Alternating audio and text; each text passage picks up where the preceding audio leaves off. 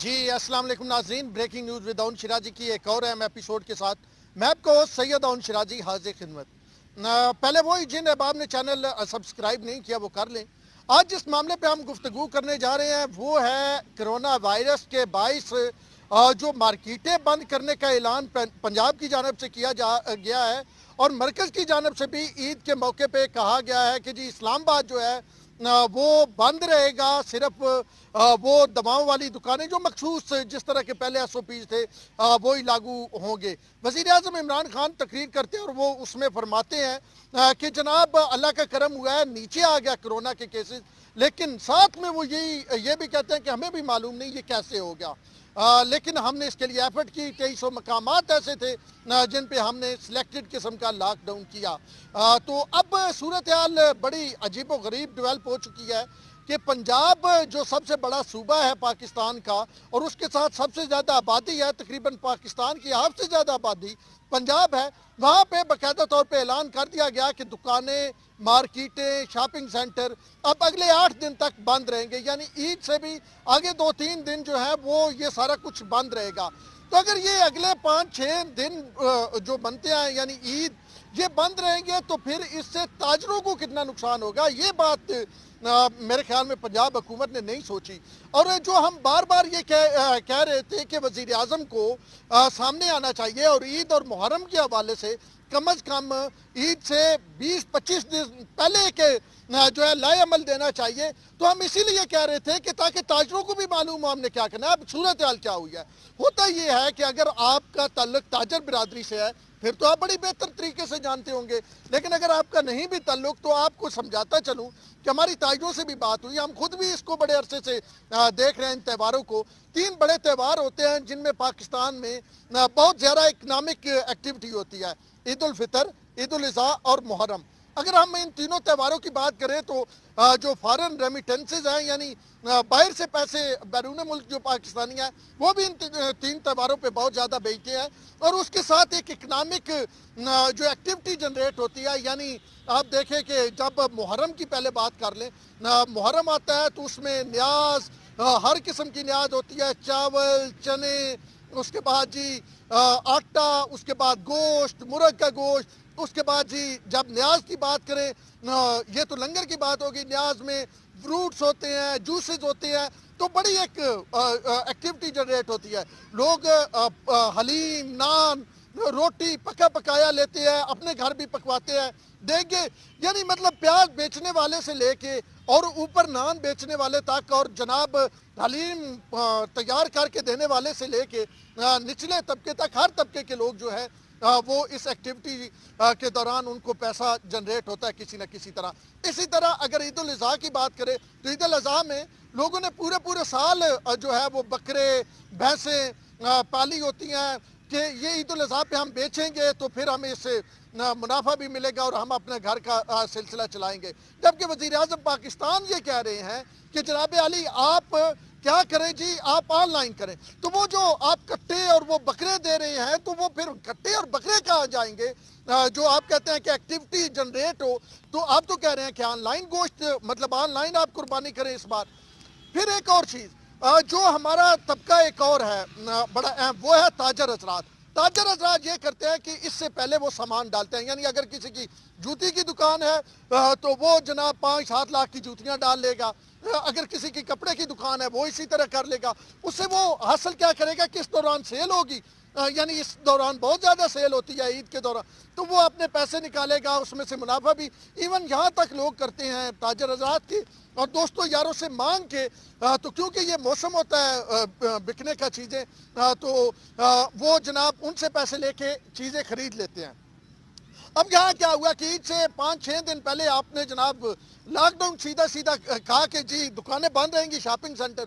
ओ भाई कोई आपको मतलब समझाने वाला नहीं, कोई आप अकल करने वाले नहीं, कोई आपको तरीक़ाकार समझ आने वाला नहीं। वो दुकानदार जिसने लाखों का सामान डाल लिया, वो जूती बेचने वाला जिसने लाखों की जूतियां खरीद ली, वो कपड़े बेचने वाला जिसने लाखों के थान खरीद लिए, तो इसी तरह दीगर जो है दुकानों वालों ने उन्होंने सामान डाल लिया है और आपने जनाब खरीदारी बंद कर दी। आपने ये कहा कि जी दुकानें बंद है, तो आप उनके साथ करना क्या चाहते हैं? इसलिए तो पूरे मुल्क के خاص کر کے پنجاب کے تاجر جناب باہر آگے سڑکوں پہ انہوں نے کہا کہ ہم نہیں مانتے ہیں. ایک آپ خود لا قانونیت کا مظاہرہ کر رہے ہیں. پہلے آپ ان کو آن بورڈ تو لیں, آن پیج تو لیں, عوام کو بھی پتہ ہو کہ جناب ہونا کیا ہے کہ جی دکانیں عید سے 3-4 دن پہلے بند ہو جانی ہیں تو عوام پہلے خریداری کر لے. ٹھیک ہے جی, آپ کو ایس او پیز رکھ دیں. اب ایک طرف ایک بات کی بالکل اور نہیں سمجھ آئی, یعنی جب عید الفطر تھی اس وقت پاکستان میں کرونا اوپر جا رہا تھا, پیک کی طرف جا رہا تھا, تو آپ نے کہا کوئی بات نہیں, آپ نے جناب سارا کچھ کھول دیا. یعنی تمام مارکیٹیں, تمام شاپنگ مال, تمام دکانیں, ہر طرح کی آپ نے سارا کچھ کھول دیا. اب جناب اب کیا سلسلہ ہے؟ اب تو کرونا بہت نیچے جا رہا ہے نا. آپ کے اپنے وزراء کہہ رہے ہیں, وزیر اعظم صاحب مبارکبادیں ہمیں تقریر میں دے رہے ہیں, وہ کہہ رہے ہیں جی کرونا نیچے جا رہا ہے, کرونا نیچے جا رہا. اس وقت ایک دن میں 20 لوگ مار رہے ہیں, 1100 کیسز آ رہے ہیں. وہ جو اس وقت 150 لوگ مر رہے تھے اور تقریباً کوئی 11-12 ہزار کیسز پر ڈے پہ آ رہے تھے, یا 6500-6800 جو کیسز آ رہے تھے, اس وقت آپ نے سارا کچھ کھول دیا. مارکیٹیں, دکانیں, شاپنگ سینٹر آپ نے کھول دیا. اور اب جب آپ خود کہہ رہے ہیں کہ بہت زیادہ نیچے کرونا جا رہا ہے, تو پھر آپ کیوں بند کر رہے ہیں؟ مطلب یہ تو پھر کوئی بات سمجھ نہیں آ رہی. ایک طرف آپ مبارکباد دے رہے ہیں کہ کرونا کو ہم نے کافی حد تک اس کی شدت کو کم کر لیا, اور دوسری جانب آپ یہ اقدامات اٹھا رہے ہیں. اب آپ یہ سوچیں کہ ایک تاجر جس کا پوری دکان, یعنی پورا ایک, ہم مڈل کلاس کے تاجر کی بات کرتے ہیں, ایک چھوٹے شہر میں, ایک تحصیل میں, ایک چھوٹے لیول کے وہ شہر جس کی آبادی لاکھ ہے, 80,000 ہے, اس کی بات کرتے ہیں, تو وہ تاجر کل اس کی جو دکان میں اس نے سامان ڈالا ہوا ہے وہ اس نے 3.5-4 لاکھ کا ڈالا ہوا ہے. ٹھیک ہے جی, وہ ساتھ ساتھ بکتا جا رہا ہے, ایک ایکٹیویٹی جنریٹ ہوتی جا رہی ہے. اب وہ 2 لاکھ روپے 2.5 کا سامان اس لیے لے کے آتا ہے کہ عید آ رہی ہے, مجھے منافع بھی ملے گا, چیزیں بھی بکے گی. اب 2-2.5 لاکھ کا اس نے سامان لا کے رکھ دیا. اور آپ کو پتا ہے کہ تاجر اکٹھے پیسے نہیں دیتے, ہوتا یہ ہے کہ 1.5 لاکھ روپیہ دے دیا, 2.5 لاکھ کا سامان اٹھا لیا اور کہا کہ جیسے ہی یہ عید گزرے گی تو میں آپ کو بقایا پیسے دے دوں گا, یعنی وہ چیزیں بک جائیں گی. اب وہ جو تاجر, ایک عام تاجر کی بات کر رہا ہوں, چھوٹے لیول کے تاجر کی, اس نے جناب 2.5 لاکھ کے جوتے لیے یا کپڑے لیے, واٹس ایور جو بھی عید میں چیزیں استعمال ہوتی ہیں. اب جناب آپ نے عین موقع پہ آ کے, آپ نے جناب عید سے 5 دن پہلے آ کے کہا کہ جی سارا کچھ بند, کچھ بھی نہیں بکے گا, 8 دن تک مکمل یہ چیزیں بند رہیں گی. تو آپ سوچیں, تو اس کو تو آپ نے جیتے جی مار دیا. وہ 2.5 لاکھ روپیہ جو 1.5 لاکھ اس کے پاس اپنا تھا وہ اس نے دے دیا. اب اس کے پاس تو کھانے کے لیے کچھ نہیں ہوگا, اس نے تو وہ کمانے تھے تو کھانے تھے, اور 1 لاکھ روپیہ اس نے جناب اور دینا ہے. تو وہ تو مانگے گے جہاں سے وہ لے کے آیا ہول سیل سے, جیسے کپڑا فیصل آباد سے ملتا ہے, تو وہ تو اسے مانگے گے. وہ 1 لاکھ روپیہ کہاں سے دے گا جب اس کی اپنی چیزیں نہیں بک رہی؟ تو عجیب قسم کا فیصلہ آپ نے کر دیا. پہلے لوگوں کو اعتماد میں لیتے, تاجروں کے ساتھ بات کرتے, پہلے کہہ دیتے کہ جی جس نے خریداری کرنی ہے یہ جناب اتنی مدت ہے کر لیں, اس کے بعد ہم نے لاک ڈاؤن کر لینا ہے. یہ آپ نے نہیں کیا. پھر آپ نے عید الفطر پہ اور کچھ کیا, عید الاضحیٰ پہ اور کچھ آپ کر رہے ہیں, اور پھر آپ کہہ رہے ہیں ہم 3 چھٹیاں دیں. یعنی عید کے تیسرے دن پاکستان میں چھٹی نہیں ہے. عجیب طرح کا قانون سازی کر رہے ہیں, عجیب طرح کے کلبوشن کے لیے آپ جناب نیا قانون لا رہے ہیں, اور جو پاکستانی ہیں ان کو عید پہ تیسری چھٹی تک نہیں آپ دے رہے اپنے قوم, اور ساتھ کہہ رہے ہیں کہ جی تاکہ لوگ گھروں میں رہیں. بھائی جتنی کم چھٹیاں دو گے اتنا لوگ کم گھروں میں رہیں گے, جس کو ملنا ہے جلدی ملنا ملانا ہوگا تو زیادہ رش بنے گا. تو بہتر تھا کہ آپ 4 چھٹیاں دے دیتے, کم از کم عید کے چوتھے روز چھٹی.